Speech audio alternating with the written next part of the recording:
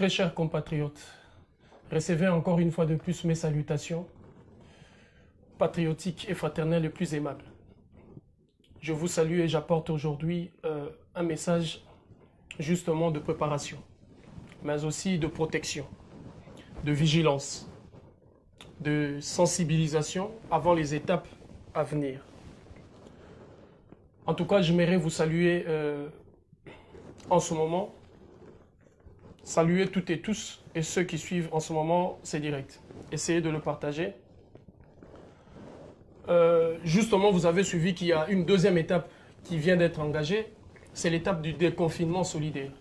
Alors, j'ai voulu expliquer ce concept du déconfinement solidaire pour que chacun de nous prenne conscience de ce qu'il en est. Alors, le déconfinement solidaire, c'est que nous voulons derrière ces concepts-là vous dire qu'il faut se préparer.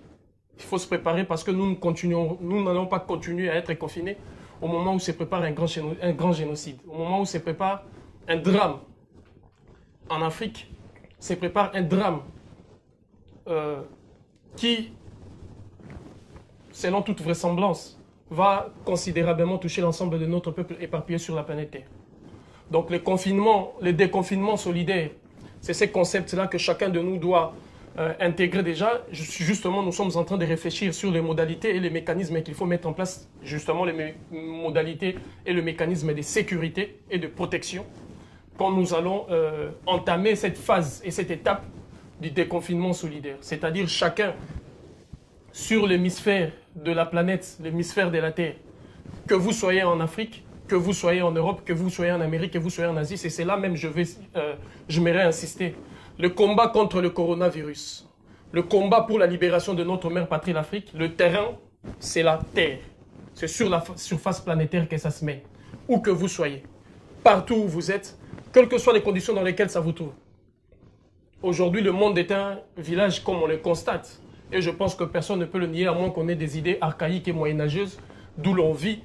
Je suis sur le terrain quand il y a le feu en France et je suis en France. Je suis sur le terrain quand il y a le feu en Asie et je suis en Asie. Je suis sur le terrain parce que je suis en Italie, l'Italie étant le pays le plus touché, donc c'est moi qui suis sur le terrain. Ou encore ceux qui sont aux États-Unis. Donc, je voudrais dire par là que les déconfinements solidaires, c'est partout où vous serez. Partout où vous serez, s'il est faux. Si on nous pousse à aller jusque-là, justement, on va appeler au déconfinement. C'est-à-dire que nous n'allons pas respecter l'ordre juste, stratégique mis en place par certains mécanismes militaires et certaines agences militaires pour étouffer notre peuple et pour qu'il puisse avoir une longueur d'avance sur ce qu'il prépare contre nous. Donc ça, c'est le principe du déconfinement solidaire. Vous verrez, justement, nous reviendrons de temps à autre sur ces déconfinements solidaires pour que vous compreniez qu'au moment où le nôtre sont en train d'être victimes d'une forme, si j'ose dire, de conjuration mise en place pour les atteindre, ou je dirais même de faits historiques relevant de la dangerosité de ceux qui sont en face, nous devons nous préparer pour en arriver justement à protéger et à défendre le nôtre. Donc c'est là les concepts de déconfinement solidaire. Je voudrais dans un premier temps revenir sur les déclarations dubitatives, je ne sais pas, irréfléchies, je ne sais pas, de M. Muyembe en République démocratique du Congo. Lorsqu'on entend cette personne-là parler, il y a certains éléments qui échappent au commun du mortel et qui, au coup de l'émotion, on laisse passer l'essentiel parfois et les pistes qui doivent nous indiquer à une forme de réflexion nous permettant justement de nous préparer et de prendre des décisions concrètes pour empêcher ce qui est en train d'être planifié. Dans les déclarations de Muyembe, on remarque une chose qui est revenue, le choix. Nous avons été choisis. On nous a choisis. Alors, sans pour autant rentrer dans la théorie et pointer du doigt qui l'a choisi, pourquoi qui l'a choisi justement, on va aller sur la nécessité de la question qui est essentielle, la question du choix. Oui, il est évident que la République démocratique du Congo a été choisie. Mais pourquoi la République démocratique du Congo a été choisie? Il faut comprendre que la République démocratique du Congo est le troisième pays le plus peuplé de l'Afrique. 80 millions d'habitants. Et stratégiquement, ces pays est frontalier de 9 autres pays. À partir de la République démocratique du Congo, on peut embraser justement la plupart des pays, même qu'ils soient choisis ou qu'ils ne soient pas choisis. Quand tu es mieux que ton voisin n'est pas aussi protégé que ça, je pense qu'il y a risque des contaminations exponentielles où il y a risque justement de faire circuler ce qu'ils veulent faire circuler. Donc, il y a cette question de choix. Et dans sa position géostratégique, et vu le nombre de ses habitants, 80 millions d'habitants, la République démocratique du Congo peut être un choix. Mais il y a un fait historique. Pour ceux qui sont adeptes de la théorie du complot, nous, on n'est pas dans ça, mais il y a des faits historiques. Les faits historiques, je remonte justement vers les techniques qui ont été utilisées pendant les razzias négrières lorsqu'il a fallu exterminer le noir. La difficulté des nations occidentales et des royaumes européens d'exterminer le peuple africain en République démocratique, dans le royaume Congo. Après avoir réussi le coup des Amérindiens en Amérique, ils ont opté de ces systèmes-là pour infecter à travers des maladies le peuple africain du Congo et les exterminer. Donc, de plus, ils sont allés sur une logique utilisée par la contamination de couvertures. D'où ils essayaient d'expliquer aux Indiens et aux Africains, voilà, les tissus, vous devez vous habiller la civilisation et tout, les manteaux qui étaient cousus par des tissus fins, bien préparés, leurs tissus à eux. Mais ces tissus-là, dans l'ensemble, étaient justement contaminés. Et c'est à partir de ça qu'il fallait exterminer. Cette logique coloniale et répressive, je dirais macabre, reviendra encore vers l'époque de la colonisation. Vers l'époque de la colonisation, on remarque l'introduction de parasites de la malaria. C'est qu'on est connu sous le nom vraiment du paludisme. On va intégrer ces mécanismes-là justement de choix en République démocratique du Congo pour exterminer la population, exterminer une grande partie de la population. Cette logique vient avec, encore une fois, vers les années 50, quand il y a eu justement la question de guérir, quand s'est posée la question de guérir la maladie du sommeil. Alors, lorsque les nations occidentales et les royaumes européens ont compris qu'il fallait justement arriver à bout de l'œuvre qui a été mise en place, justement, ils avaient créé un vaccin. Avec les protocoles scientifiques, comme on le sait. Il y a des mécanismes qui ont été mis en place justement, et qu'il faut très bien préciser, pour créer ces formes de vaccins pour lutter contre la maladie du sommeil. Et quelle en était la conséquence? Le vaccin qui a été utilisé, c'est la lomédine. La lomédine, cherchez vous-même, ce sont leurs chercheurs, leurs historiens qui publient sur cette question, de la question qu'on appelle la lomédinisation de cette partie de pays de l'Afrique équatoriale, notamment du bassin du Congo, la République démocratique du Congo, le Congo-Brazzaville, le Gabon, la République centrafricaine, l'Angola et d'ici et là. Et ils ont justement introduit ces mécanismes-là de la lomédinisation pour pouvoir exterminer le peuple qui était déjà contaminé en partant de la maladie du sommeil. Donc il y a de raisons de croire que le choix de la République démocratique du Congo remonte d'abord par des faits historiques. Je prends récemment le virus à l'épidémie à virus Ebola. Curieusement, retrouvé dans des laboratoires en Allemagne, ça a été retrouvé dans une rivière en République démocratique du Congo. Ce qui rejoint l'hypothèse sur laquelle nous sommes en train de travailler de la contamination par les eaux, de la contamination justement par le climat, la température du climat, la contamination par le produit venu de la terre, c'est-à-dire le produit agricole, et la contamination encore par les airs, donc par les billets du vent.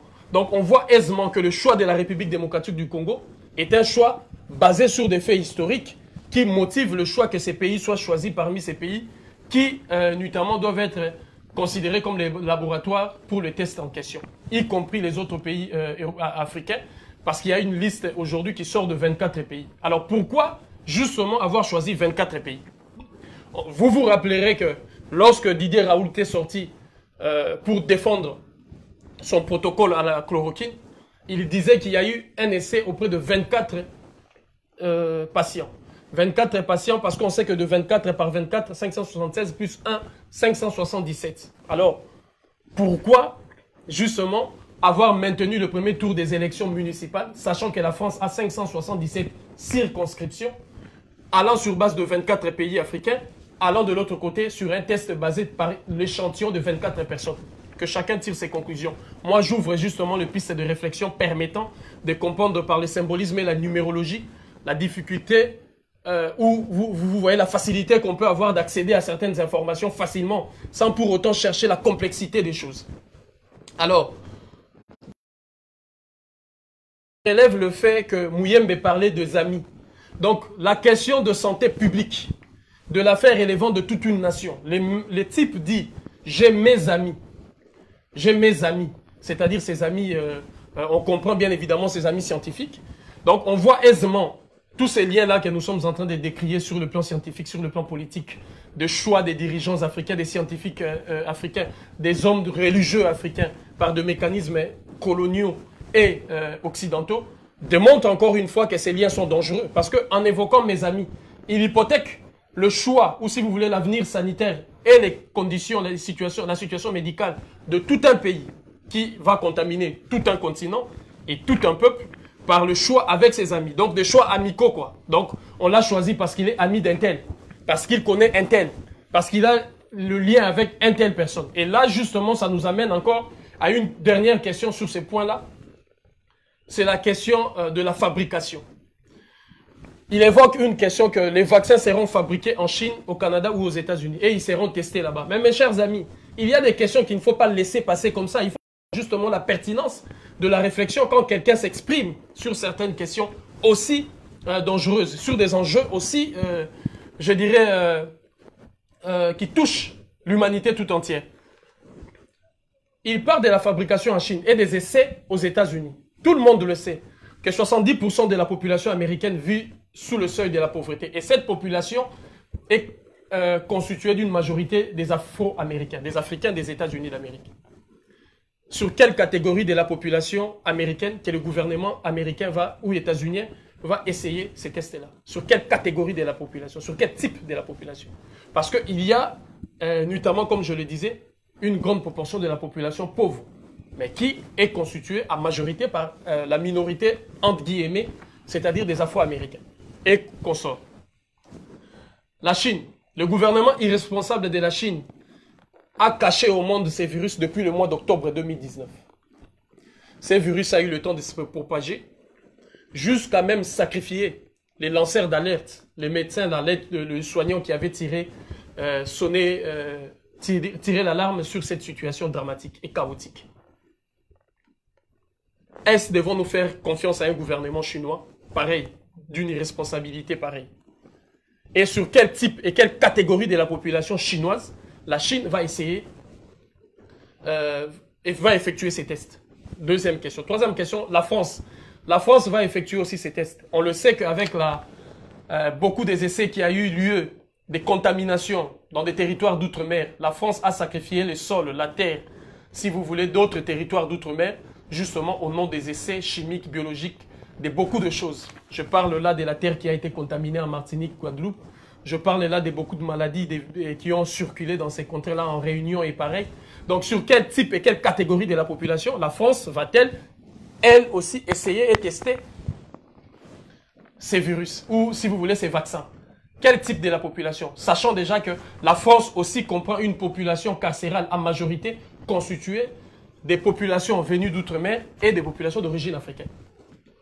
Alors, pourquoi cette réflexion? Parce que ça nous ramène toujours au socle de la chose, la question de la démographie de l'Africain et des origines africaines, c'est-à-dire du noir éparpillé sur la surface de la Terre, qui est une catégorie de personnes visées, parce que, a priori, c'est cette tranche de la population mondiale qui, souvent, entretient le mystère, ou si vous voulez, de l'explosion démographique, parce qu'en entendant le tenant du sujet européen, il parle d'un système d'explosion démographique. On dirait que c'est étonnant. Lorsque l'un d'entre eux mesure cette explosion démographique par la vie d'un être humain, on voit que pour eux, ça paraît comme si c'était phénoménal et miraculeux. Donc voilà aisément ces mécanismes-là qui nous permettent justement de comprendre l'enjeu de la discussion ou de l'adresse de Muyembe. Et par ça, je voudrais que la jeunesse congolaise et la jeunesse africaine de partout, maintenant, on entre dans la phase si vous voulez, de la mobilisation réelle sur le terrain. Cette mobilisation, tous nos camarades qui sont sur le terrain, avec lesquels déjà nous avons eu le temps d'échanger et de mettre des stratégies en place durant toutes ces semaines, prenaient déjà position en tant que piquets. C'est-à-dire, devant le centre de vaccination, devant le point de rassemblement des villages, des villes, mettez-vous sur ces points-là. Le mot d'ordre est clair. Il n'y a pas à faire des accommodements avec le capitalisme sanitaire qui détruit, qui tue, et qui, justement, risque de nous emporter tous. À chaque fois qu'il y aura arrivage des médicaments, à chaque fois qu'il y aura arrivage des éléments que vous jugez tout à fait suspects, permettant justement d'enclencher le processus de vaccination, il faut détruire, brûler et casser. Nous assumons la responsabilité parce que c'est un acte politique et l'appel que nous lançons en tant qu'acteurs sur le terrain, nous allons l'assumer. Parce que ce n'est pas l'exécutant à qui on demandera de payer, mais c'est ceux à qui ils ont obéi, c'est-à-dire ceux qui ont donné le mot d'ordre. Alors nous donnons ces mots d'ordre-là. Vous vous positionnez en tant que piqué comme déterminé en coulisses et mettez-vous en place pour justement comprendre qu'à chaque fois qu'il y aura justement l'ensemble de ces personnes, cette catégorie des personnes qui viendront pour, je précise la nuance, les tests de vaccins, casser, détruisez et brûler. Empêchez-leur de faire ce travail-là parce qu'il en va de soi pour tout un chacun. Donc, nous n'allons pas répéter les enjeux que nous avions dit autrefois, que c'est à eux de commencer chez eux. Donc là, c'est le point justement sur cette question, sur la déclaration de Muyembe. Et il faut en tirer en conclusion la leçon que les dangers de l'Afrique, c'est justement parce qu'il n'y a pas de dirigeants véritables et capables de nous protéger et parce qu'il n'y a pas des États réellement. Alors, le combat revient sur l'épicentre de la chose. C'est justement de pouvoir rentrer dans une lutte véritable de notre indépendance. Le mot là doit revenir en ces moments. La lutte de la conquête du pouvoir pour notre indépendance véritable. Parce que l'Afrique n'a pas d'État. Cette crise a démontré devant la face du monde les dangers que nous encourons à en voir une situation pareille où on fait croire aux gens qu'il y a un État, on fait croire aux gens son Excellence, Monsieur le Président de la République, alors que c'est un élément, un pion qui a été mis là pour justement avaliser ces choses. Et vous voyez en catimini dans quel mécanisme ils ont opéré. Parce qu'au moment où je parle, avec toutes les informations que nous sont parvenues, les lots de vaccins ont été déjà introduits depuis fort longtemps, depuis le mois de juillet et le mois de juin, notamment par Nairobi. Parce que le Kenya est la porte par laquelle tout est entré. Tout a été fabriqué. Une grande partie, pas tout, une grande partie a été fabriquée en Chine. Et par la mer, notamment au port de Mombasa, au Kenya, ont été acheminés toutes ces choses-là. Et à partir du Kenya, ça a été acheminé partout. Il y a eu encore des navires américains et canadiens qui, par l'Égypte, ont acheminé ça. Et encore des avions, si vous voulez, français, sur le sol nigérien, qui ont acheminé et distribué dans des points centraux. C'est pourquoi, dans cette stratégie, nous appelons à la stratégie de piquet. C'est-à-dire, le piquet, vous êtes là, vous surveillez devant les centres de vaccination, devant les hôpitaux, devant des dépôts pharmaceutiques, vous surveillez. Et au cas où vous remarquez le suspect, vous lancez l'alerte, nous allons relayer les messages, tout doit être brûlé, cassé. Parce que l'objectif, justement, ça nous démontre qu'il faut aller vers l'indépendance. Et l'indépendance de l'Afrique, c'est le peuple qui le mène. C'est le peuple qui le mène parce que c'est justement le moment où le peuple africain, je pense qu'en ce moment, nous allons regretter Thomas Sankara. Je pense qu'en ce moment ici, que nous allons regretter Sékou Touré. Je pense que c'est en ce moment que nous allons regretter Patrice Lumumba, que le peuple africain dans son ensemble va regretter tous ses dignes fils. Nous allons regretter Jomo Kenyatta. Nous allons regretter Julius Nyerere, Kwame Nkrumah, parce que je refuse de croire que si ces dirigeants-là étaient aujourd'hui dans la tête de nos États, ils allaient permettre une absurdité pareille. Parce que nous n'avions pas entendu un élan direct choisir le test ou, si vous voulez, le commencement vers la Chine, ou vers les États-Unis, ou vers la Russie, mais c'est justement l'Afrique, parce qu'il n'y a pas d'État et il n'y a pas de dirigeants. C'est le regret profond du peuple africain. Mais maintenant, ces peuples-là, conscients aujourd'hui de l'Afrique, doivent mettre ces mécanismes-là en place pour rentrer en jeu sur la question de l'indépendance. Et je le dis et je le répète, les terrains pour la lutte de la libération de l'Afrique, c'est sur la planète Terre, partout où vous êtes, parce que nous nous élevons contre les dirigeants du monde qui aujourd'hui ont précipité l'Afrique au fond du gouffre éternel et veulent casser systématiquement tout ce qui est mis en place pour aider justement le peuple africain d'aller dans le sens de sa libération. Je voudrais amorcer un deuxième point, celui de Didier Raoult. Je laisse à tout un chacun d'aller faire des recherches sur le parent de Didier Raoult. Le papa de Didier Raoult, son père, était un ancien militaire normand. Et il avait conditionné le financement des études de son fils si ces derniers suivaient la médecine militaire. Donc, il ne pouvait financer les études de son enfant Didier Raoult que si ces derniers acceptaient de suivre la médecine militaire, pour dire que c'est un médecin militaire. Or, c'est la raison pour laquelle les 5 pays membres permanents du Conseil de sécurité de l'Organisation des Nations Unies ont recouru au paradigme de la guerre. La guerre, pourquoi? Pour mettre en place un système de santé militaire, la médecine militaire. Et c'est quoi la médecine militaire? Je laisse à tout un chacun parce que c'est le moment où tout le monde a le temps d'aller travailler. Vous verrez les éléments de la médecine militaire. Pourquoi on met la médecine militaire en place? Parce que les conditions actuelles, la réalité de notre système actuel ou de la situation actuelle dans laquelle nous nous trouvons offre des conditions ou des garanties pour appliquer la médecine militaire. La raison pourquoi ils ont utilisé justement la rhétorique de la guerre pour leur permettre de mettre en place la médecine militaire. Leurs essais militaires, leurs entraînements C'est leur problème. Mais lorsque ça engage la santé, la survie de l'humanité, c'est là que nous nous levons. Donc vous aurez à comprendre, et c'est pourquoi la nécessité, quand nous avions engagé cette lutte, de pouvoir empêcher justement l'installation permanente des militaires des armées européennes et occidentales sur l'espace territorial de notre mère patrie d'Afrique. Aujourd'hui, on comprend l'enjeu. Parce que il y a même plus grave que ça. L'armée française avait déjà commencé à acheminer ces mécanismes-là dans des zones dites des zones de conflit. Lorsqu'ils étaient dans des zones de conflit, en République démocratique du Congo, à l'Est, au Mali, au Tchad, dans des différentes zones de conflit. En Côte d'Ivoire, ils ont déjà essayé et pratiqué ces vaccins-là avec l'armée française. Donc, aujourd'hui, c'est justement, les tests ont été déjà faits. Et parlant toujours de Didier Raoult, il y a une déclaration faite par ces derniers qui a suscité ma curiosité. Il déclare, je cite, lorsqu'on lui pose la question de savoir l'efficacité de la chloroquine, il déclare que les tests ont été déjà faits et la chloroquine a été testée auprès de 1 milliard de personnes. À quel moment? Quelle fourchette des personnes? Quelle catégorie des personnes? Pour avoir testé la chloroquine auprès d'1 milliard de personnes, cela dit que la chloroquine, on le sait, la chloroquine a été déjà administrée en Afrique dans plusieurs pays. Mais est-ce la motivation pour laquelle la chloroquine a été administrée? C'était justement pour guérir les maladies qu'il y avait ou c'était pour préparer ce qui venait, ce qui adviendra? Parce que pour utiliser la chloroquine, il faut utiliser justement, dans le cas d'une épidémie ou d'une maladie, présentant les similitudes du virus actuel ou en soit devant une sorte d'épidémie ressemblant à celle-ci. Donc, notamment, j'y vais vers l'Ebola, qu'on a retrouvé en République démocratique. On a retrouvé à l'ouest de la République démocratique du Congo. Et lorsqu'on a, pardon, à l'ouest de l'Afrique. Et quand on a retrouvé à l'ouest de l'Afrique, dans des pays comme le Sénégal, le Libéria, la Côte d'Ivoire, vous rappellerez que le président américain, à l'époque, avait reçu 4 présidents de l'Afrique de l'Ouest et avait parlé de la lutte contre l'Ebola. Et c'était l'armée américaine qui était sur le terrain. Donc, tous ces événements-là, lorsqu'on reprend tous ces événements, on voit qu'il y avait une planification d'un mécanisme justement mis en place pour pouvoir atteindre progressivement la population africaine. Et c'est un mécanisme qui a été travaillé depuis. Parce que lorsque on dit que la chloroquine a été déjà testée auprès d'1 milliard de personnes, alors à quel moment? Quelle catégorie? Donc ce sont des questions qui nous ont fortement interpellés pour pouvoir aujourd'hui dénoncer ce qui se passe et ce qui se prépare. Donc, il est dans le devoir de tout un chacun de comprendre aujourd'hui que ce mécanisme qui a été mis en place est un mécanisme aujourd'hui, comme on ne cesse de le répéter, pour atteindre notamment la population mondiale et en particulier la population de notre mère patrie d'Afrique. Et je m'en vais justement pour réitérer les indications qui ont été données.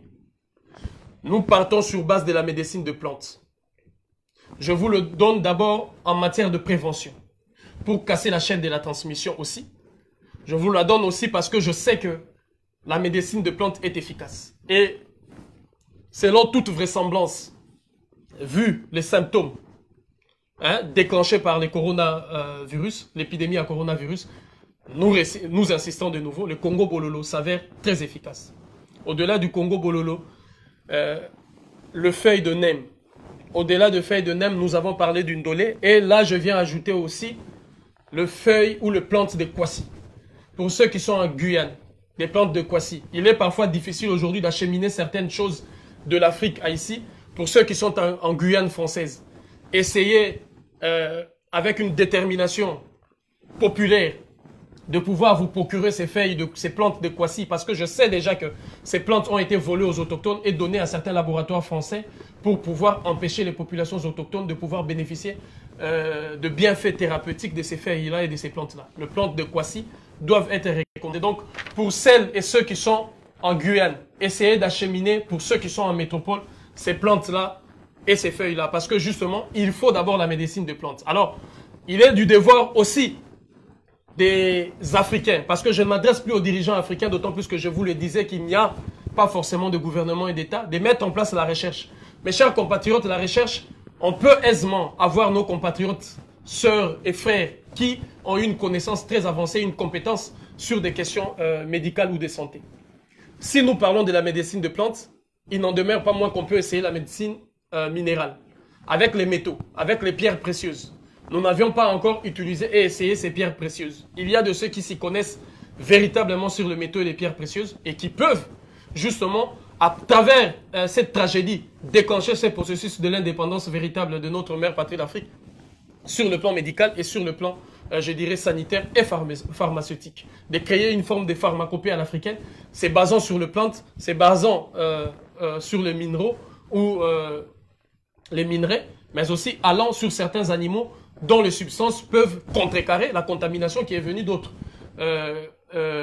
forces ou d'autres éléments naturels. Donc, c'est un processus qu'il faut engager parce que ceci nous démontre que nous devons nous-mêmes prendre en charge la responsabilité pour l'indépendance véritable de notre mère patrie d'Afrique et sur tout le plan. Et ces combats que nous avions engagés, justement, c'est un combat aujourd'hui qui revient sur, au devant de la scène pour nous convaincre qu'il est de nature à aller dans ce sens et qu'il faut aller dans ce sens pour sauver l'Afrique dans cette situation chaotique. Alors, ne baissez pas le bras, ne craignez rien et n'ayez pas peur parce que l'Afrique s'en sortira. L'Afrique s'en sortira, mais il faut agir dans le mécanisme tel qu'on l'a expliqué. Stopper justement la campagne de vaccination et la propagation, l'administration des vaccins. Mettre en place ces mécanismes-là pour remplacer par la médecine de plantes. Être très prudent parmi les produits, les médicaments qui viendront. On dit qu'il faut justement saccager tous les lots qui viendront parce qu'on n'en a pas besoin des masques qui sont contaminés et autres. Il faut les veilles et la conscientisation de tout le monde, de toutes et de tous pour justement permettre à l'Afrique de gagner ses combats. Parce que la victoire, on l'aura. La victoire, on l'aura. Mais il suffit que tout un chacun se mette à la diapason de ce qui en est les recommandations pour aller dans ce sens. Et je vais conclure justement ces directs par vous dire humblement, pour des raisons hygiéniques, de veiller justement à ce qui en sera l'envoi en Afrique de vêtements de la friperie. Parce qu'il y a différents mécanismes où l'Afrique peut être contaminée. Et c'est des crises pareilles doivent nous pousser justement à réguler certaines questions pour prévenir les jours futurs. On ne sait pas demain par quel moyen, sur quel support et par quel mécanisme ils pourront atteindre l'Afrique.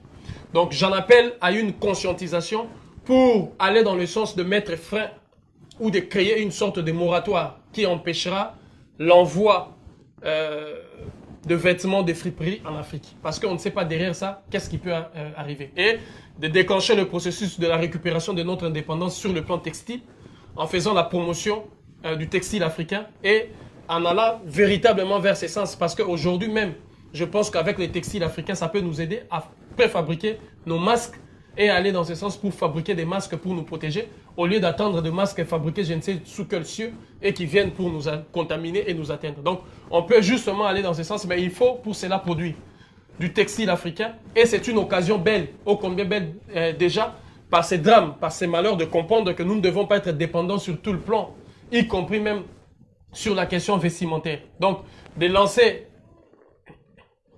il faut aller dans le sens où on peut veiller exactement sur les textiles africains et faire une sorte de moratoire ou d'interdiction pendant 6 mois, 1 année d'acheminement de vêtements de la friperie pour déclencher justement en Afrique ces processus de l'indépendance sur le plan du textile et nous permettre à nous-mêmes de produire dans ce sens pour être déjà capables, s'il est faut, de faire face à certaines pénuries et à certaines choses parce qu'avec notre textile, on peut évidemment aller dans la fabrication de masques. Alors mes chers compatriotes, je vais clore par ça, justement parce que les points essentiels pour moi aujourd'hui, c'était de partager avec vous ces 3 informations que j'ai énumérées et de continuer justement à vous mobiliser et à vous sensibiliser sur ces questions. Sur la médecine de plantes, il y a certaines personnes qui apparemment sont aussi très atteintes par, quand le virus vous atteint, les questions respiratoires. Lorsqu'il y a une crise aiguë sur le plan respiratoire, prenez le citron avec la peau. N'essayez pas d'épulcher les citrons. Prenez ça avec sa peau et vous coupez en tranches doublement. Donc, voilà, comme vous le voulez, vous le coupez. 3, 4, 5, 6 citrons et 2, 3 verres d'eau. 3 verres d'eau, vous faites bouillir jusqu'à obtenir le jus gluant du citron. Et vous le prenez le soir justement pour aller combattre. J'ai dit bien, au cas où il y a de problèmes aigus sur le plan de la respiration, c'est-à-dire une crise respiratoire aiguë, s'il y a par malheur de ceux qui sont contaminés jusqu'à ces niveaux. Voilà ce qu'il en était, cette communication. Et j'ai fini par vous dire, il y a une difficulté sur cette page de pouvoir partager avec tout le monde, de pouvoir communiquer avec tout le monde. Donc, j'ai créé une nouvelle page, Moi Zulu Diabanza Siwalemba officiel. Officiel, comme on le dit en anglais. Moi Zulu Diabanza Siwalemba officiel. Donc, la page est justement au-dessus de ces profils. Essayez de vous abonner comme il le faut parce que prochainement, c'est sur cette page-là que nous allons maintenant continuer la lutte et ces combats que nous avions engagés pour la libération effective de notre mère patrie d'Afrique. Il y a beaucoup d'entre vous avec une longue liste de demandes d'amis. Il est difficile pour moi de pouvoir répondre à tout le monde. J'ai essayé de le faire, mais les demandes continuent d'arriver. Alors, s'il vous plaît, on bascule tous vers Moi Zulu Diabanza Siwalemba officiel. Le lien de la page est juste sur le profil. Et à partir de là, nous continuerons ces combats. Je vous remercie. Unité, dignité, courage. Alors prenez soin de vous, prenez soin de vos familles et ne baissez pas le bras. Donc la victoire, on l'aura.